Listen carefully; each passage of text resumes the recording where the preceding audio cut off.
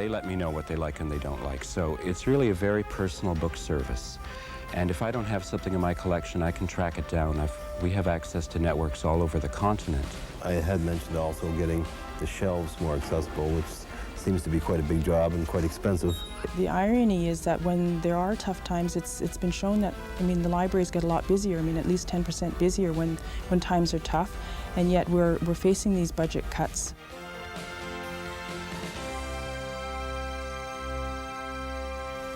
Hello, and welcome to DNet, the Disability Network. I'm Susan Pettit-Crossman. Books, records, video, and audio tapes, the many sources of information that people use the library for. If you're disabled, accessing those resources can often be a problem.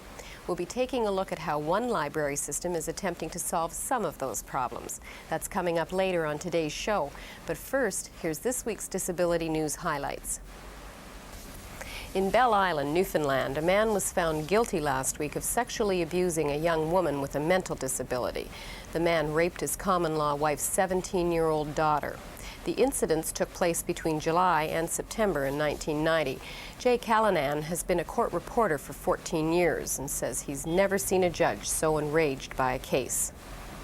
What Judge Adams said was that this young woman, this victim, this person had been dealt a blow because of her mental disability.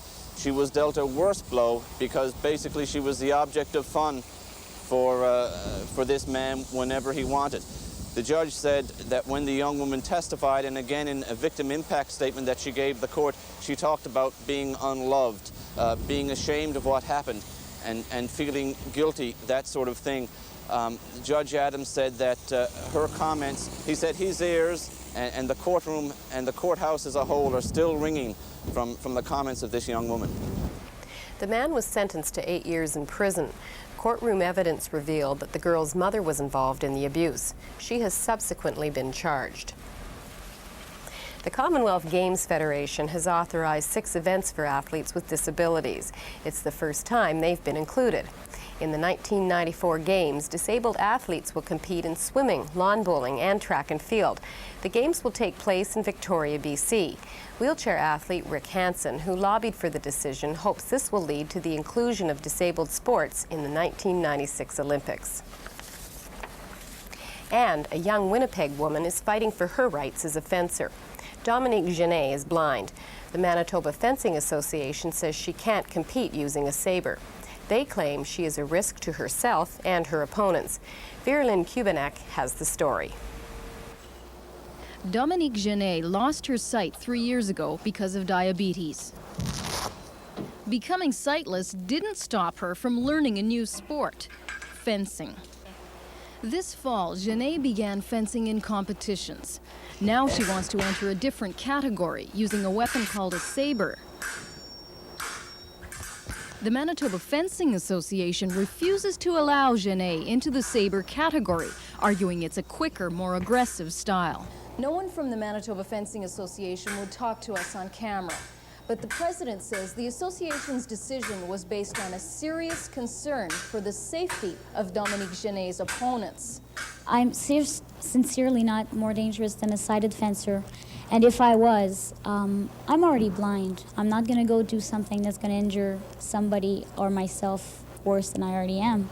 Genet is preparing to file a complaint with the Manitoba Human Rights Commission. She says she's being discriminated against because of her blindness. She says the Fencing Association neither came out to see her play nor interviewed her coach before making its decision. In this situation, I think they're the blind because they didn't take a decision, an enlightened decision. They're completely in the dark. And that's this week's roundup of disability news. When we come back, our story on the public library system.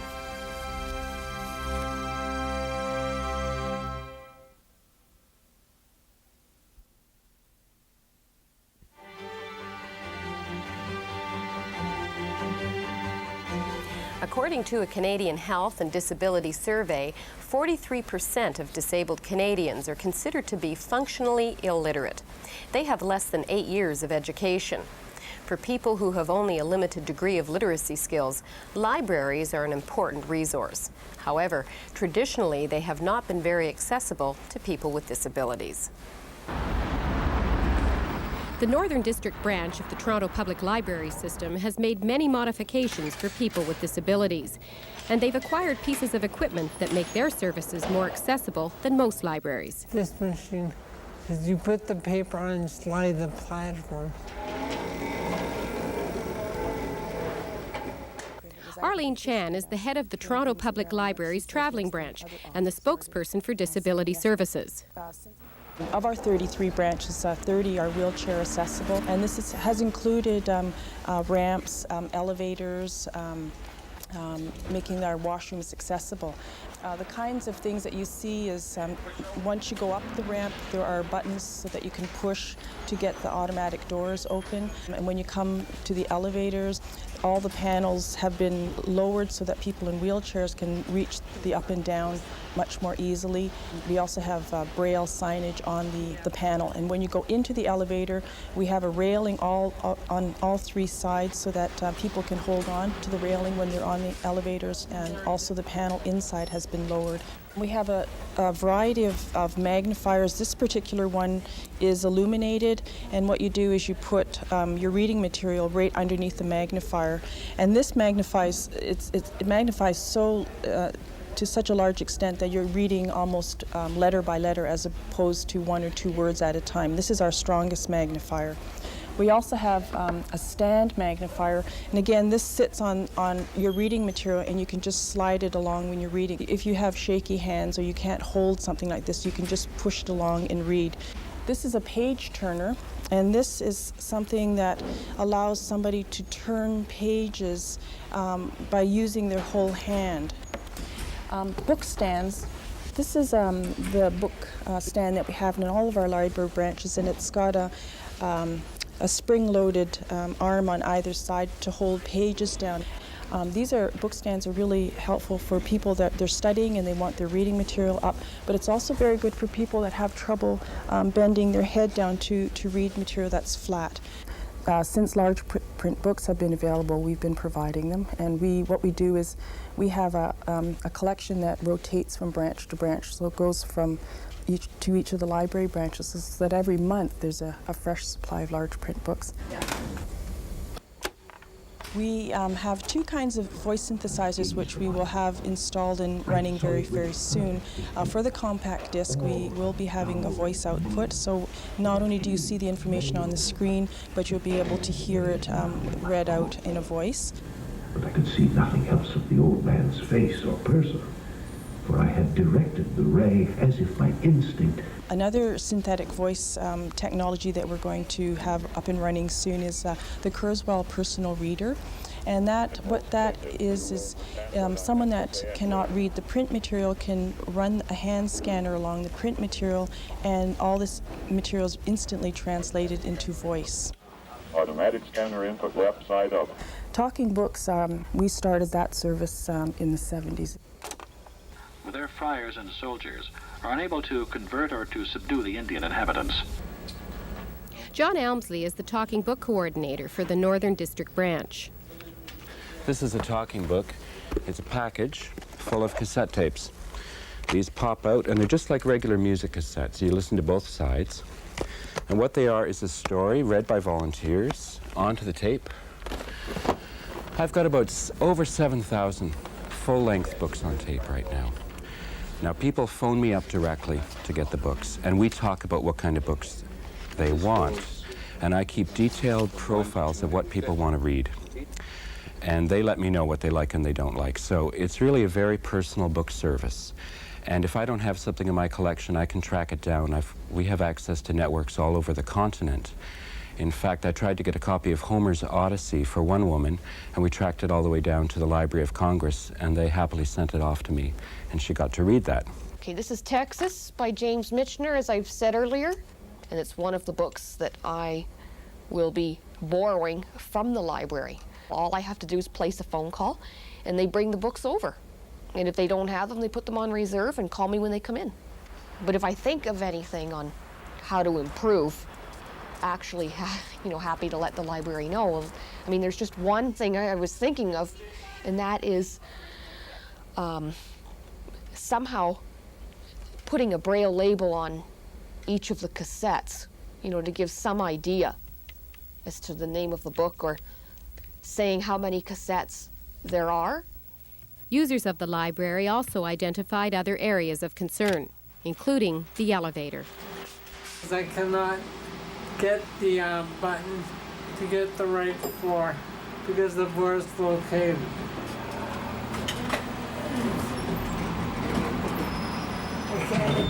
We get a lot of input from people coming into the library. They'll tell us they don't like this kind of automatic door, or they prefer this kind of equipment, or why don't we add something here, why don't we improve the lighting. So we're always getting suggestions and comments and feedback from the people that are coming into the libraries. There are not people on the ad hoc committee, people with disabilities on this committee, and we don't have a committee per se that oversees all issues relating to disabilities. I had mentioned also getting the shelves more accessible, which seems to be quite a big job and quite expensive. We asked Jim McKay what he thought about there being no disabled people on the library committee. Well, I think it's wrong, obviously. I would be willing to be on it. We do sometimes, it depends on what we're working on too. We might send out a draft of something that we're working on, send it out to various disability organizations and ask for their input so that we can gather information from them as well. See, one of the problems with disability is the fact that it's too low and I hit my knee whenever I go in here.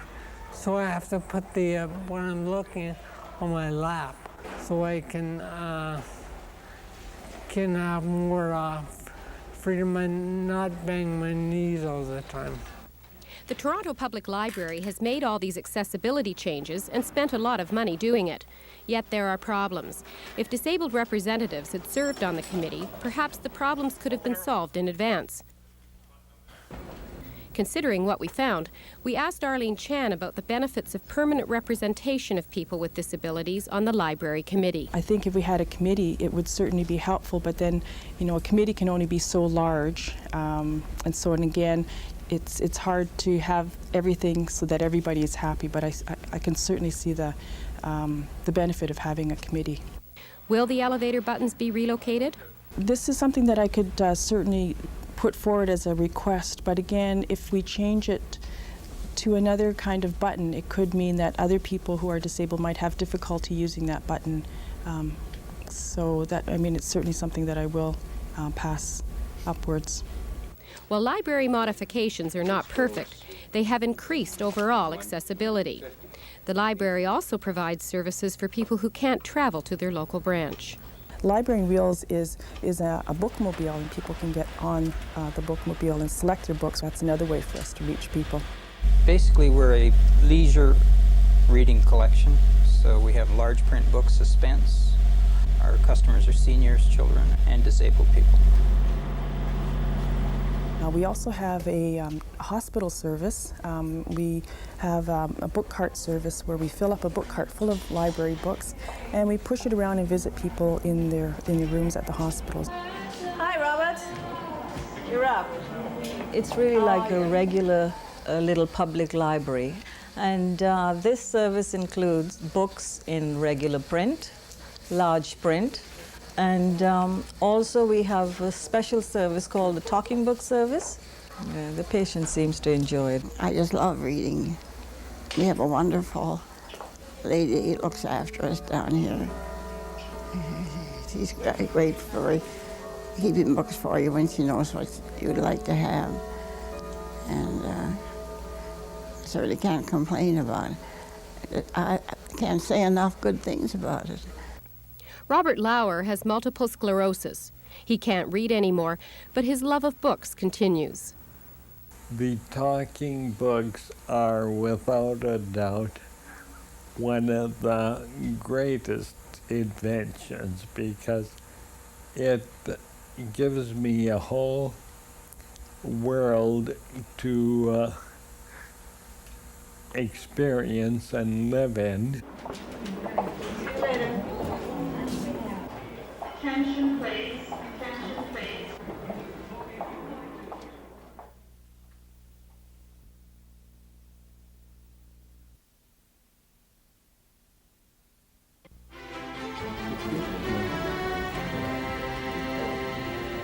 Over the last 20 years, the Toronto Public Library has been making advances in services for disabled users.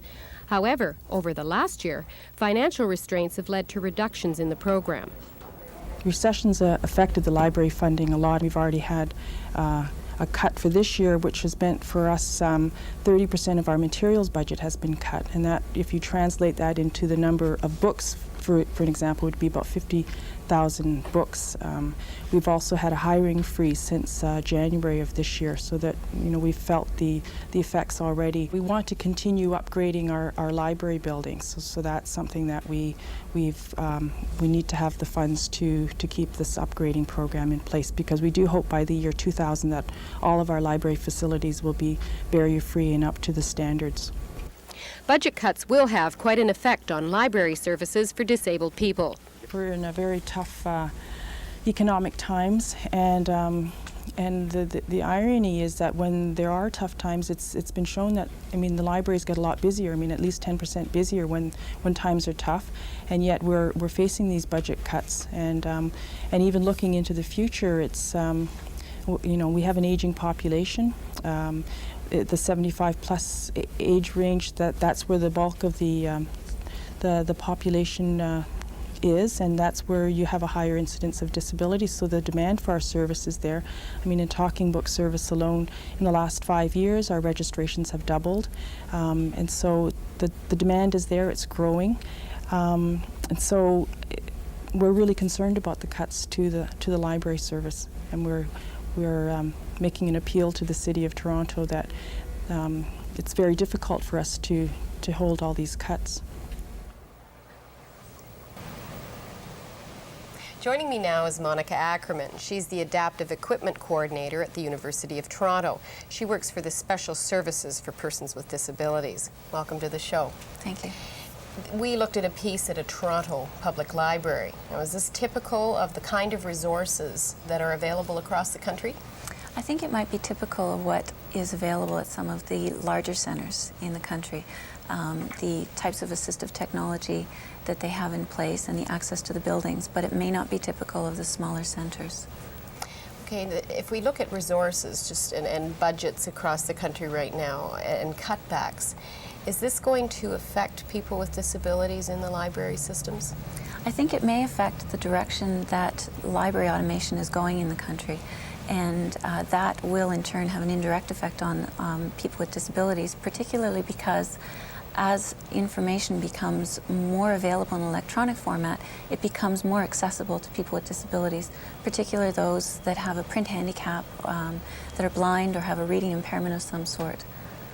Now, that again, I go back to the fact that this was a piece done in a big city.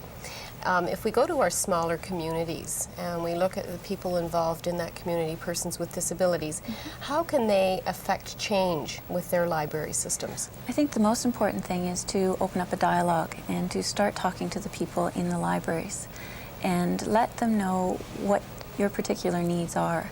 And in order to facilitate that process, there are some resources that are available that can assist you. There is a document available. It's called the Checklist for Making Library Automation Accessible to Disabled Patrons. And it's available through a center in the States and provides guidelines that can assist people set up these committees, some of the issues that they might want to address in terms of short-term, quick implementation techniques that don't cost a lot, all the way to planning long-term for future budgets in implementing accessibility.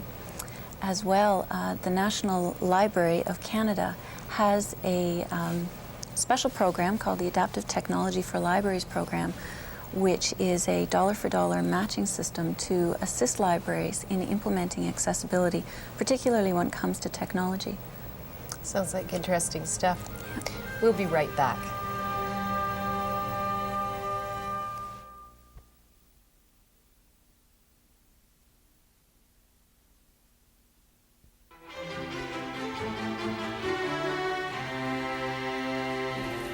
Toward Intimacy is a new film that takes a close look at sexuality and disabled women.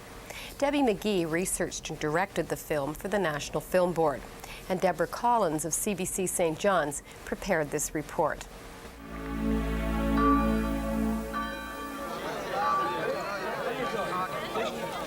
We decided to get married because we loved each other, and that was one of the biggest reasons.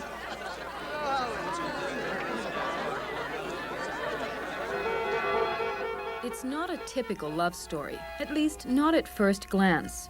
Mike and Helen Spurl came from two different worlds, the disabled and the non-disabled worlds, a world apart. It's pretty hard, like feeling, yes, I can get out there in a really big relationship if you've got nobody willing to take the chance with you.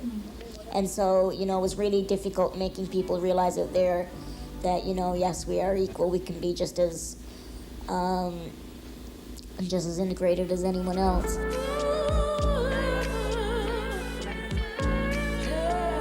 Mike and Helen's story is featured in Toward Intimacy, a new film from St. John's filmmaker Debbie McGee. The film explores the idea of intimacy in the lives of women who are physically disabled and the barriers those disabilities raise from childhood right on through. Like Amathea Weaver of Winnipeg. I remember how I hated my voice, how I hated my speech, wishing that I could speak like a hearing person, that nobody would laugh at me, nobody would tease me, that I wouldn't feel very isolated. And Barbara Silu Anderson of Victoria, who is legally blind.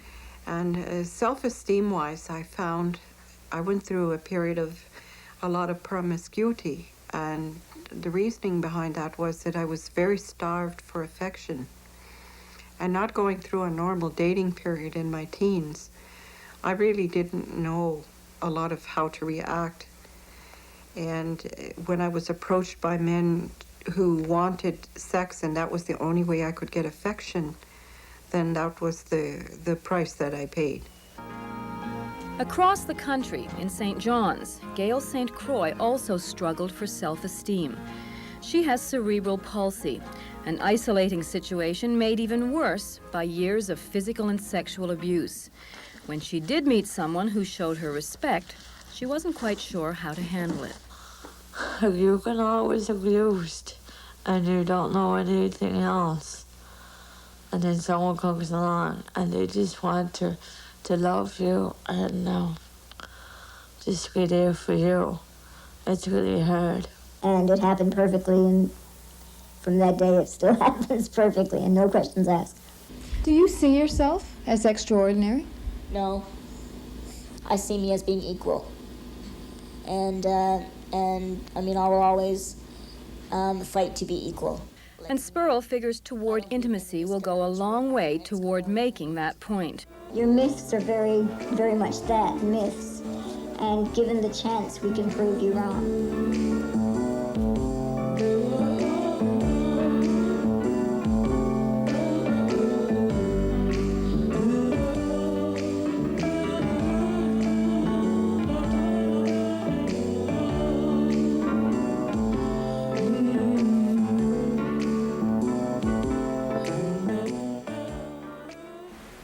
And that's our show for this week.